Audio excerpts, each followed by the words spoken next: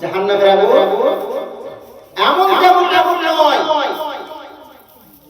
যে জাহান্নামের আগুন খেয়ে আল্লাহ তাবারক ওয়া তাআলা 1000 বছর পর্যন্ত জ্বালিয়েছিলেন।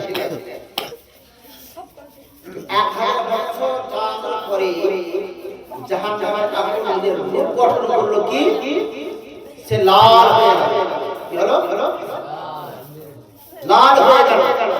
আবার আল্লাহ তাবারক ওয়া তাআলা সেই জাহান্নামের আগুন খেয়ে 1000 বছর পর্যন্ত জ্বালালো। জ্বালানোর পরে সে জাহান্নামের আগুন আবার রূপ গঠন করলো, সে কি হলো? সাদা হয়ে গেল। সাদা হয়ে গেল। আবার আল্লাহ তাবারক ওয়া তাআলা সেই জাহান্নামের আগুনকে জ্বালালেন। যেমনই জ্বালিয়েছে সে আগুন কি হলো?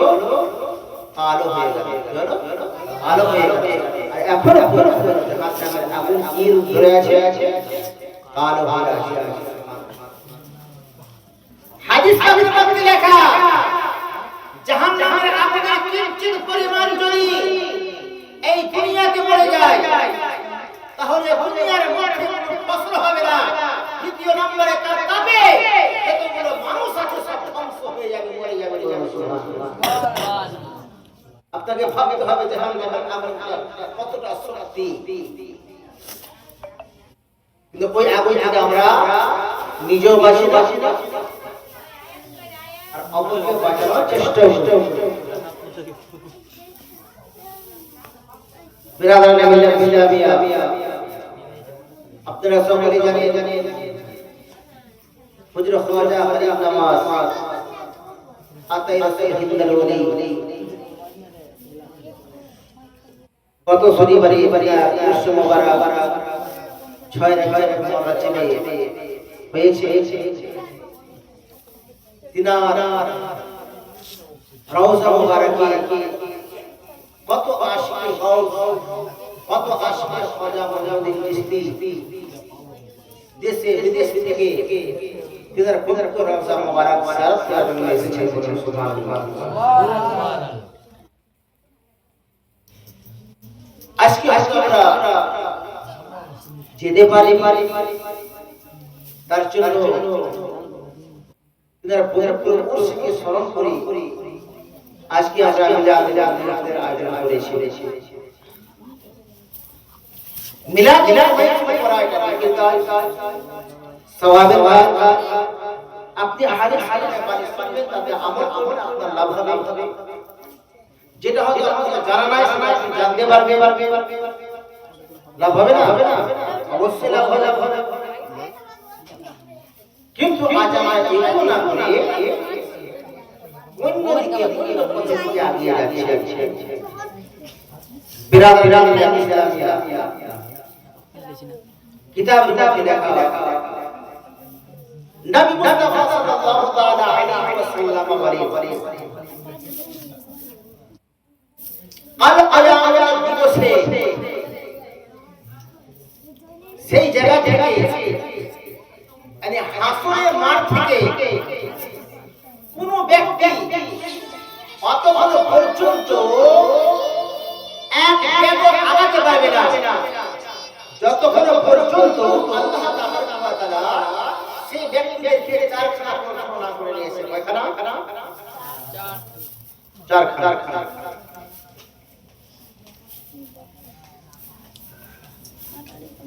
আপনারা সকলে হয়েছেন কাল কিয়ামতের দিবস ভাবে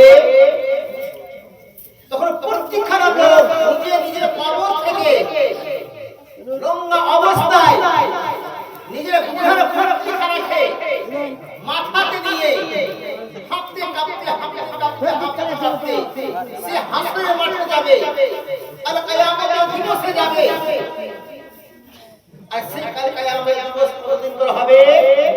50,000 বছরে একদিন হবে। সুবহানাল্লাহ। কতদিন কাল? 50,000 বছরে একদিন হবে। সেই জায়গাতে আপনি নিজের কবর থেকে উঠে লম্বা অবস্থায় নিজের গুনাহ খাতার বোঝাটাকে মাথাতে নিয়ে হাঁটতে কাঁপতে সে হাসরের দিনে যাবে, আর কিয়ামতের দিবসে যাবে। আপনার যা হবে, কিন্তু আল্লাহ বলছে আমি কোন ব্যক্তিকে অতক্ষণ পর্যন্ত ছাড়ব না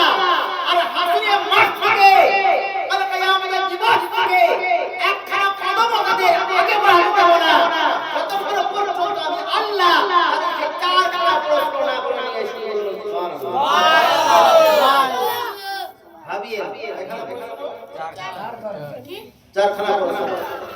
আজকে আমরা দুনিয়াতে আসলাম তো মনে মনে ভাবছি দুনিয়াতে এসে খালি খাওয়া দাওয়া এটাই কাজ, আর কিছু কাজ নাই। ঘোরাফেরা করে এটাই কাজ, আর কিছু কাজ নাই। সংসার করে এটাই কাজ, আর কিছু কাজ নাই। ইনকাম করলাম, কিভাবে করলাম, কেমন করে করলাম, টাকা আসলে হলো, টাকা পকেটে ঢুকলে হলো, আর কিছু ভাবনা চিন্তা দরকার নাই। এগুলো আমরা ভাবি, এগুলো আমরা ভাবি, কোনো কাজ নাই, এই করি। কিন্তু বেরাদারান ইন্ডিয়ান ইসলামিয়া, আপনি যখন হাসরের মাঠে যাবেন, তারপরে আপনারা দিবসে যাবেন, আপনার যা হবে হবে। আল্লাহ বলছে হাসরের মাঠ থেকে এক কদমও আগে বাড়াতে দেব না, যতক্ষণ পর্যন্ত আমি আল্লাহ তাদেরকে চারখানা প্রশ্ন না করে নিয়েছি। সেই চারখানা প্রশ্ন কি হবে শুনলে আপনি আমার করে ফিরে যাবে। আপনি শুরু থেকে নিয়ে শেষ পর্যন্ত কি করেছেন সেই চারখানা প্রশ্নের মধ্যেই আছে। সুবহানাল্লাহ। শুরু থেকে নিয়ে শেষ পর্যন্ত আপনি কি করেছেন দুনিয়াতে এসে সেই চারখানা প্রশ্নের মধ্যে লিপিবদ্ধ রয়েছে। সুবহানাল্লাহ। এক নম্বর আল্লাহ প্রশ্ন করবে চারখানার মধ্যে যে তুমি দুনিয়াতে যাওয়ার পরে শেষ পর্যন্ত 50 বছর হোক, 60 বছর হোক, 70 বছর হোক, 80 বছর হোক, 90 বছর হোক, তুমি যতদিন বাঁচলে দুনিয়াতে বসবাস করলে, শুরু থেকে নিয়ে শেষ পর্যন্ত তুমি নিজের বয়স রাখে কি কাজে অতিবাহিত করেছো। সুবহানাল্লাহ, সুবহানাল্লাহ। শুরু থেকে নিয়ে শেষ পর্যন্ত তুমি কি কাজে নিজের সময়টাকে অতিবাহিত করেছো। সুবহানাল্লাহ। এই প্রশ্নের মধ্যে সব কিছু রয়েছে। আপনি দুনিয়াতে আসলেন, আসার পরে আপনি কি করলেন না করলেন, শুরু থেকে নিয়ে শেষ পর্যন্ত আপনার প্রশ্ন আল্লাহ করছে যে কি কাজে নিজের বয়সটাকে অতিবাহিত করেছো। কি বলবেন আপনি? না আপনি নামাজ পড়লেন, না আপনি রোজা করলেন, যাকাত পড়ছিল যাকাত আপনি দিলেন না, ঘুরলেন ঘুরলেন মস্তি করলেন, কেউ বোম্বে গেলেন, কেউ দিল্লি গেলেন, কেউ কলকাতা গেলেন, মা বোনা কেউ বিয়ে বানিয়ে কেউ ভাগরা হলেন, এদিকে ঘোরাফেরা করে সব সময় কাটালেন। কি করবেন আল্লাহকে? কি করবেন? আল্লাহ শুরু থেকে নিয়ে শেষ পর্যন্ত এখানে বিয়ে বেঁধেছি। আল্লাহ শুরু থেকে নিয়ে আমার শেষ পর্যন্ত কাজ ছিল। আমি খালি বাইরে থেকে কাজে এসে দিলাম করে যদিও বাইরে আসতে কিছু করিনি। এগুলো বলবে, এগুলো বলবে, শুনবে আপনারা উত্তর যে শুরু থেকে নিয়ে শেষ পর্যন্ত যতদিন তুমি দুনিয়াতে বেঁচেছো নিজের বয়সখানাকে কিভাবে কি কাজে অতিবাহিত করেছো। এই প্রশ্নের মধ্যে সবগুলো জিনিস লুকিয়ে রয়েছে। দ্বিতীয় নম্বরে আল্লাহ জিজ্ঞাসা করবে যে তুমি যখন জওয়ান অবস্থাতে ছিলে, যখন তুমি যুবক হয়েছিলে, সেই যুবকী অবস্থাতে তুমি কি রূপে সেই যুবকী অবস্থাকে তুমি কাটিয়েছো। সুবহানাল্লাহ। তুমি যখন জওয়ানি অবস্থায় ছিলে সেই জওয়ানিটাকে তুমি কি করে কাটিয়েছো। 2 নম্বর প্রশ্ন হয়ে গেল। 3 নম্বর প্রশ্ন আল্লাহ বলবেন যে তুমি টাকা পয়সা রোজগার করেছো, কি রূপে রোজগার করেছো আর কি রূপে তুমি খরচা করেছো। সুবহানাল্লাহ। আজ হারাম হালাল জায়েজ না জায়েজ কিছু বুঝলাম না। টাকা আসলে হলো, পকেটে গেলে হলো, পকেটে ঢুকলে হলো। আল্লাহ জিজ্ঞাসা করবে কি রূপে তুমি টাকা পয়সা ইনকাম করেছো এবং কি রূপে তুমি খরচা করেছো। সুবহানাল্লাহ। 4 নম্বর প্রশ্ন হবে আলিমগণদেরকে। আল্লাহ বলবেন তুমি ইলম ধর্ম শিক্ষা করেছো, শিক্ষা করার পরে কতটা তুমি আমল করেছো। ইলম শিক্ষা করে তুমি আমল কতটা করেছো আজকে হাসিনা তোমাকে বলে যেতে হবে। সুবহানাল্লাহ। তাই আল্লাহ বলছে যে হাসিনার দিনে আল্লাহ রাব্বুল ইজ্জত সেই জায়গা থেকে এক কদম আগে বাড়াতে দেবে না যতক্ষণ পর্যন্ত এই চারখানা প্রশ্ন করে না নিয়ে আসে। এবার আপনি মনে মনে ভাবে যে আপনি নিজের বয়স খানাতে শুরু থেকে নিয়ে শেষ পর্যন্ত 60 বছর বাঁচলেন, 70 বছর বাঁচলেন, 80 বছর বাঁচলেন, আপনি নিজের বয়স খানাতে কি কাজে অতিবাহিত করলেন সেটা হিসাব কিতাব আল্লাহর নিকটে হবে। যতক্ষণ পর্যন্ত আপনি আল্লাহকে জবাব দিতে পারবেন, ততক্ষণ পর্যন্ত হাসর থেকে আপনি কদম আগে বাড়বে না। সুবহানাল্লাহ। জামাল ভাইরা লক্ষ্য করে একবারে যখন তুমি জওয়ান অবস্থায় ছিলে, সেই জওয়ানি অবস্থাটাকে তুমি কিভাবে কাটিয়েছো? তখন আল্লাহ নিকটে জবাব দিবে। দ্বিতীয় নম্বর প্রশ্ন করবে, তুমি টাকা পয়সা ইনকাম করেছো, কিন্তু কি অবস্থায় করেছো, খরচা করেছো, কি রূপে তুমি খরচা করেছো, সম্পূর্ণ হিসাব কিতাব আপনাকে দিতে হবে। ইলম শিক্ষা করে কতটা আমার আবশ্যক, ইলম শিক্ষা করে আপনি বাড়িতে বসে থাকতে হবে না। নবী মুস্তাফা সাল্লাল্লাহু তাআলা আলাইহি ওয়াসাল্লাম বলে, খায়রুকুম মান তাআল্লামা আল কুরআন ওয়া আল্লামাহু। নবী আমার বলেন, হে সাহাবী রাসূল, তোমাদের মধ্যে উত্তম ওই ব্যক্তি যে ব্যক্তি যে কোরআন শিখলো এবং অপরকে শিক্ষা দিল। সুবহানাল্লাহ। যে ব্যক্তি কোরআনের শিক্ষা করলো এবং অপর লোককে শিক্ষা দিল, সেই ব্যক্তিই হলো আমাদের মধ্যে সবথেকে উত্তম।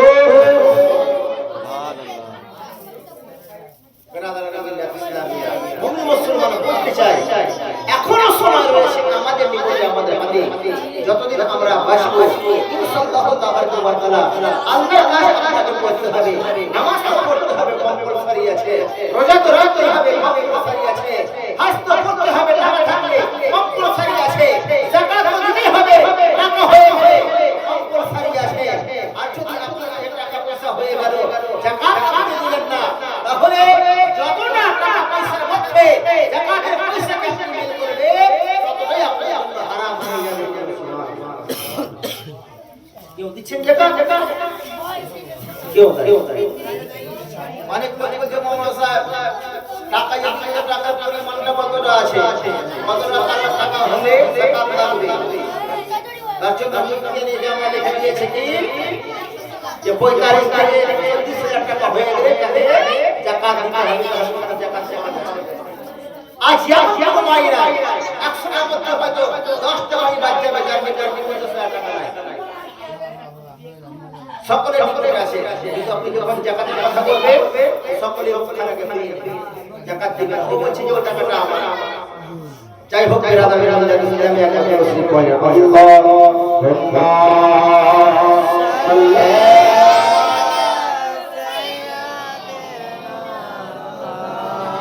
লা লা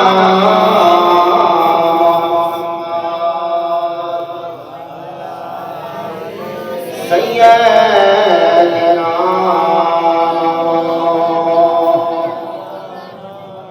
মুহাম্মদ সাল্লাল্লাহু আলাইহি ওয়াসাল্লাম। কি সুন্দর कहरिया ए दुनिया बहाने भूलते पारे ना जीवों हे खुदा भूलते पारे ना जीवों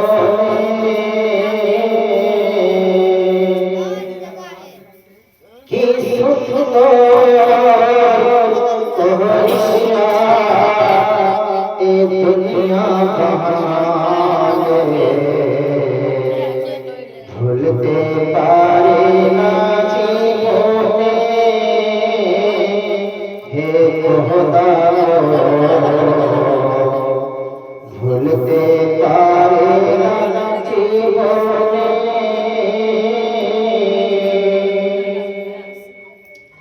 ए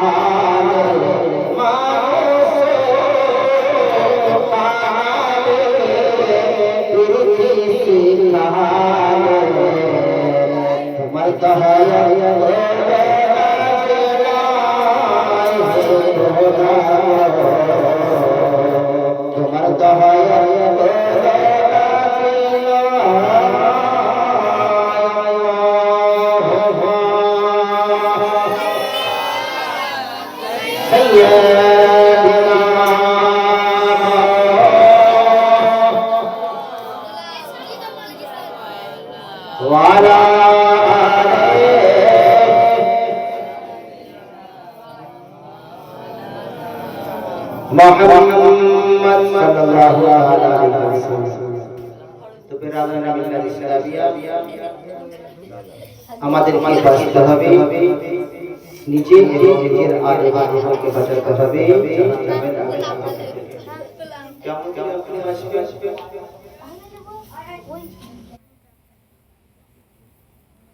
নামাজ রোজা রাখতে হবে, পিতা মাতার সেবা করতে হবে, পড়া পড়াশোনার সঙ্গে ব্যবহার করতে হবে। এমন এমন কিছু কথা বলবো না যে কথাতে সে মানুষ কষ্ট পেয়ে না, কষ্ট পেয়ে না। যদি কষ্ট পেয়ে না তাহলে আপনার উপায় নাই। কিতাবের মধ্যে লেখা রয়েছে, আমরা পড়েছি কাফির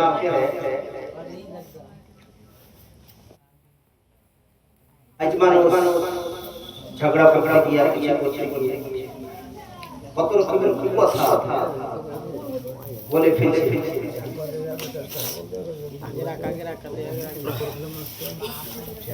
বলছে না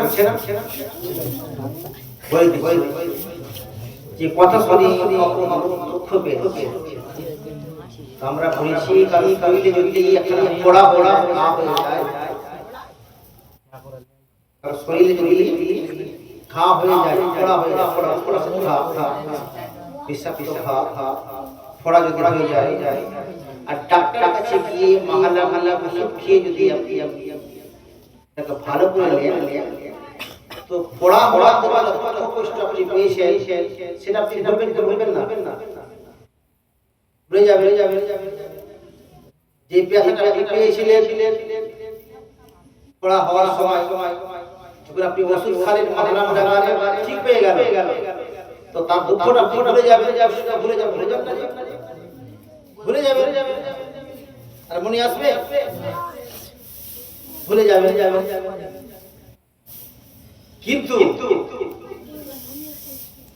কাফের মধ্যে লিখেছে যে কোনো মানুষকে যদি কষ্ট দুঃখ দেওয়া যায়,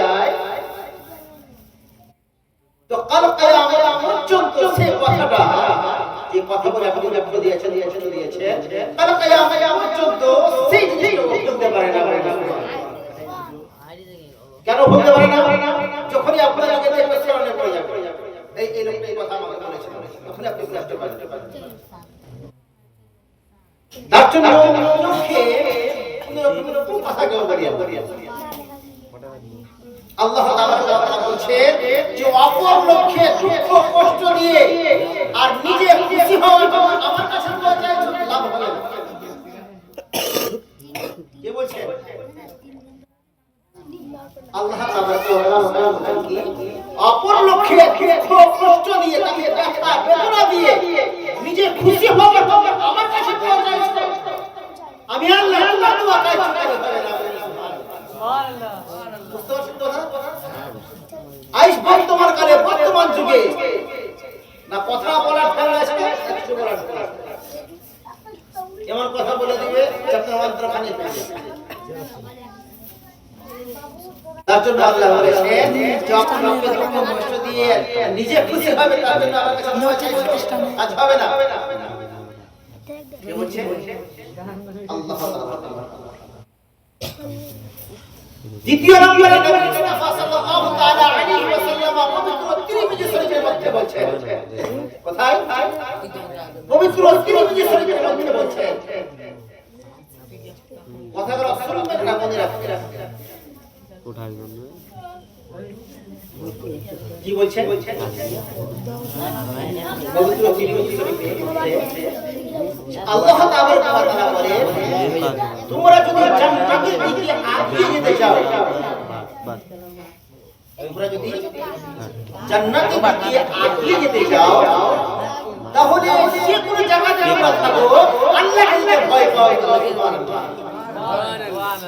এক নাম্বার, জান্নাতের দিকে যদি আসল থেকে এগিয়ে যাও, জান্নাতে যাব, তো নবী আমার বলছেন কি যে কোনো জায়গাতে তুমি থাকো আল্লাহকে দেখে ভয় পাও। দ্বিতীয় নম্বরে, যদি কারোর সঙ্গে দেখা সাক্ষাৎ করো, মিলো, তো তার সঙ্গে সমাজ ব্যবহার করো। এই দুটো আমল করলে তোমরা জান্নাতের দিকে এগিয়ে যাবে। দ্বিতীয় নম্বরে নবী মুস্তাফা বলছে যে যারা চাই জাহান্নামের দিকে এগিয়ে যাবে,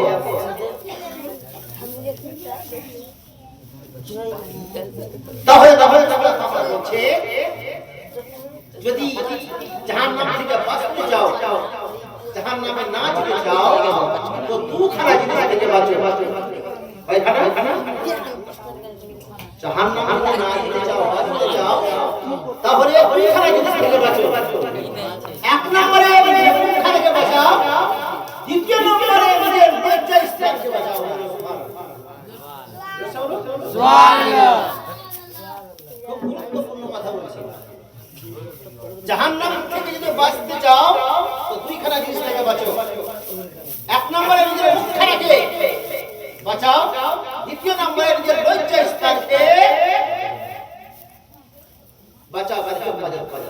মুখ থেকে বাঁচো মানে কি?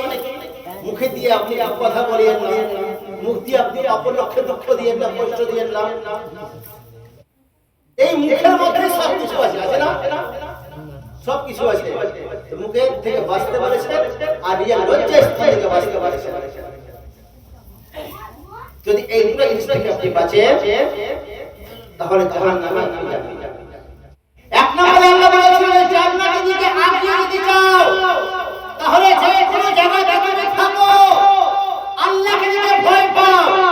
দ্বিতীয় নম্বরে তার সঙ্গে মিলো, দেখা সাক্ষাৎ করো, তার সঙ্গে ব্যবহার করো, নিজের চরিত্রটাকে ভালো রাখো। আল্লাহকে দেখে আমরা ভয় পাই? আল্লাহকে দেখে ভয় পাচ্ছ তোমরা? আল্লাহকে দেখে আমরা ভয় পাওয়ার মতো পাই না, পাচ্ছি? আজ যদি আল্লাহকে দেখে ভয় পেতাম, তাহলে আমাদের মসজিদ ফুল হয়ে যেত। আল্লাহকে দেখে ভয় যদি পেতাম, তাহলে মিথ্যা কথা বের হতো না। আল্লাহকে দেখে ভয় পেতাম, তাহলে আমার লক্ষ্য কষ্ট নিতাম না। আল্লাহর যদি ভয় করে থাকতো, তাহলে আমাদের সেবা করতাম। কিন্তু এগুলো দেখছি আমাদের ভিতরে নাই। বুঝে নিতে হবে আল্লাহকে দেখে যতটা ভয় পাওয়ার দরকার, ততটা ভয় আমাদের নিকটে নাই।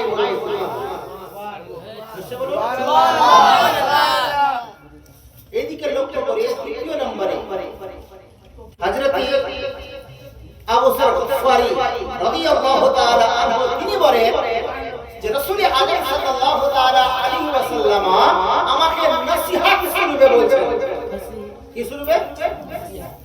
নসিহত স্বরূপে আমাকে বলেছেন যে হযরত আবু যর গফফারি রাদিয়াল্লাহু তাআলা নবী আমার বলেছেন, হে আবু যর গফফারি, তুই যে কোনো জায়গাতে যাও, বাড়িতে থাকো, শহরে থাকো, বাজারে যাও, রাত্রি হোক, দিনে হোক, যে কোনো জায়গাতে থাকো, তুমি কি করো?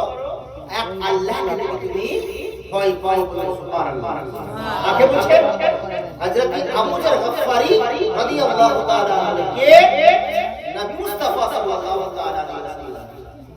দ্বিতীয় নম্বরে নবী মুস্তাফা বলে, হে আবু যর গফফারি, যখন কোনো রকমের গুনাহ সাজা হয়ে যায়, যখন কোনো রকমের গুনাহ তোমার হাত ধরায়, জবান ধরায়, না পা ধরায় হয়ে যায়, তো গুনাহ করার পরে যত তাড়াতাড়ি হয় তুমি তার জন্য নেকি করার চেষ্টা করো। বলো সুবহানাল্লাহ। সুবহানাল্লাহ। সুবহানাল্লাহ। যদি গুনাহ হয়ে যায় যত তাড়াতাড়ি পারো নেকি করার চেষ্টা করো। ওই গুনাহকে নেকি বলবে, সেই নেকি ওই গুনাহকে মিটিয়ে দিবে। সুবহানাল্লাহ সুবহানাল্লাহ। আজকে রাতে মিলাদ হচ্ছে, তার জন্য এখানে আপনারা আছেন। মিলাদ হচ্ছে তার জন্য ছেলেগুলো বসে আছে। যদি খোদা না খাস্তা আজকে মিলাদ না হতো, তাহলে এই শুক্রবারের মতো হতো না। ওই বাগানের বাড়িতে বাজতো ডিজে, স্কুলে ওখানে বাজতো ডিজে, কোন পহিতে বাজতো ডিজে, আর যতগুলো মানুষ হতো সুন্দর করে সকলের ফুলকে হারা করে হতো না, হতো না জি?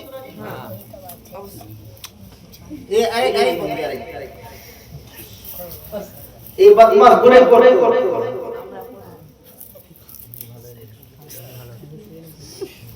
টাকা আছে, পয়সা আছে, টাকা দেবে বাপকে দেবে, আমার তো দেবে না,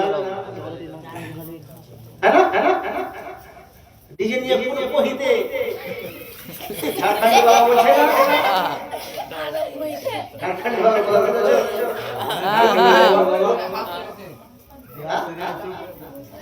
পহিতে যে গেম খেলছে।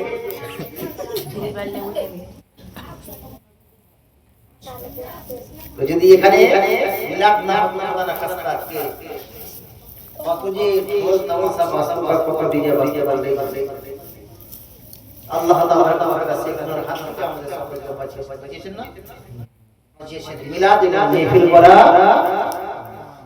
তার নেকির কাজ, ঢোল তাবলা বাজানো এটা কিসের কাজ? আল্লাহ আমাদেরকে বাঁচিয়েছেন। সুবহানাল্লাহ সুবহানাল্লাহ সুবহানাল্লাহ। যাই হোক আল্লাহ কিছু বলেন আমাদের বক্তা আপনাদের ভাড়া দিচ্ছে, তার জন্য কিছু বলছে সময় অনেক হয়ে গিয়েছে, আপনারা অপের অবসর বক্তার বলো আল্লাহ